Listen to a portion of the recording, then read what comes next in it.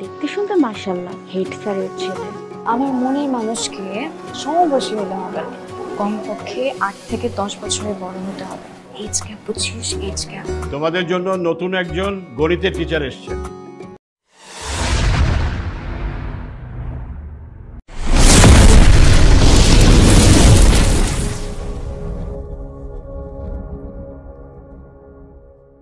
Hello guys, চলে এলাম আজকে নতুন আরেকটা ভিডিও নিয়ে।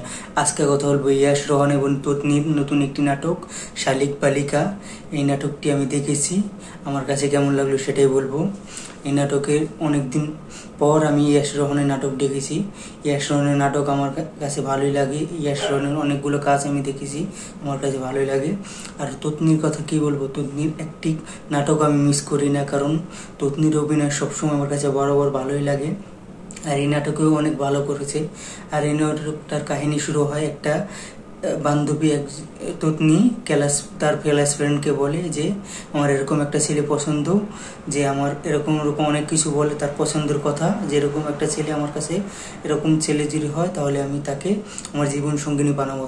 তখনই এন্ট্রি নেয় ইয়াশ রোহন থাকে সেই কলেজের টিচার এবং ততনি থাকে ছাত্রী। আর তখনই ততনি দেখার পরেই, নায়িকা দেখার পরেই ইয়াশ রোহনের প্রেমে পড়ে যায়, কিন্তু ইয়াশ রোহন সেটা জানে না। আর ইয়াশ রোহনের কে প্রপোজও করে, কিন্তু ইয়াশ রোহন সেটা স্টেট করে দেয় যে আমি তোমাকে ভালোবাসি না। আর এতটুকু মেয়ে এত ভালোবাসার কি বুঝো, যেটা টিচাররা যেটা বলে থাকে ছাত্রীদের। আর কিন্তু ততনি কোনোভাবে মানতে রাজি না, তাকে ভালোবাসতে হবে। সেজন্য ততনি তার বাবার কাছে বলে যে আমি ভালোবাসি, যে ওকে আমার পেতে হবে। সেজন্য নায়িকার বাবা নায়িকাকে অনেক ভালোবাসে বলেই তার বয়ফ্রেন্ডকে ডেকে এনে প্রস্তাব দেয়, কিন্তু সেটা নায়িকা কোনোভাবে রাজি না। কিন্তু আদৌ কি তারা কি মিল হতে পারে কিনা সেটা জানতে হলে এই নাটকটা দেখতে হবে। এর চেয়ে বেশি আমি কিছু বলবো না, অনেক কিছু বলে ফেলেছি। কিন্তু এর চেয়ে বেশি যদি আর একটু কিছু বলা লাগে, অভিনয়ের কথা বলবো। এর মধ্যে ইয়াশ রোহন সবসময় ভালোই করে, এই নাটকের মধ্যে অনেক ভালো করেছে।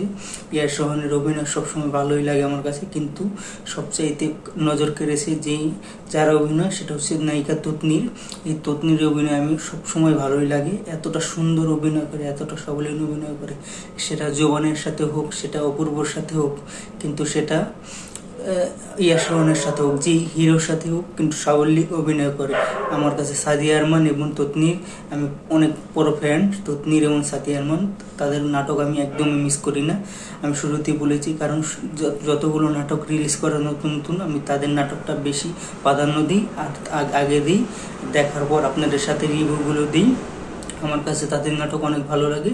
আমি এই নাটকটা অনেক সুন্দর অভিনয় করছে ততনি, এই নাটকটা অনেক ভালো হয়েছে, গল্পটাও অনেক সুন্দর, দেখার মতো, আপনারা এনজয় করতে পারবেন। যারা আগে দেখেননি, ইউটিউবে অ্যাভেলেবল হয়েছে, একদম ফ্রি কন্টেন্ট, আপনারা দেখে আসতে পারেন। তো দেখে জানাবেন আপনাদের কাছে কেমন লেগেছে।